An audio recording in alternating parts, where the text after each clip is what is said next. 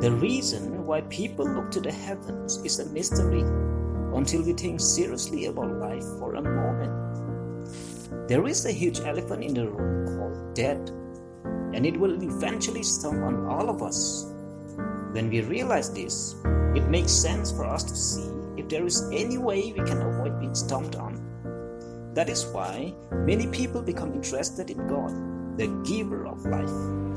Some are slower than others to give it serious thoughts, but as those around them die, it dawns on them that they too have a problem, a big one.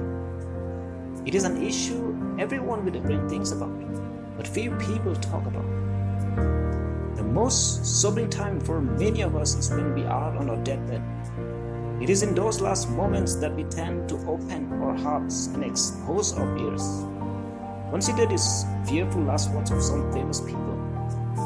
Queen Elizabeth I of England whispered, "All of my possessions for one moment of time." The famous composer Ludwig van Beethoven, he cried, too bad, it's too late."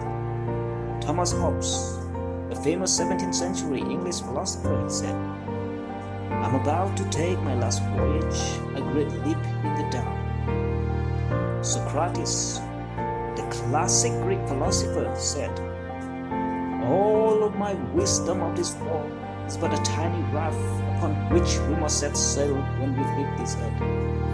If only there was a firmer foundation upon which to sail, perhaps some divine word."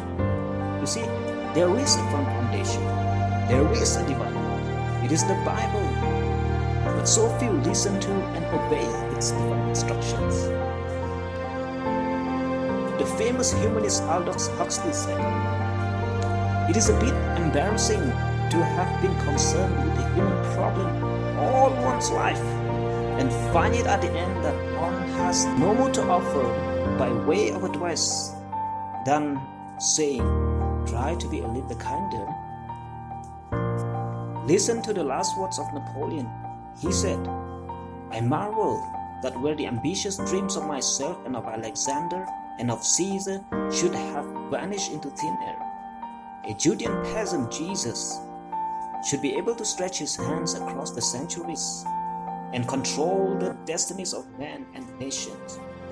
He also lamented, "I died before my time, and my body will be given back to the earth. Such is the fate of him who has been called the great Napoleon. What an abyss between my deep misery and the eternal kingdom of Christ." You see, that abyss is the separation made by sin. The moment you repent and trust Jesus Christ, it will disappear, and you will come to know the one whom the Bible says is life eternal.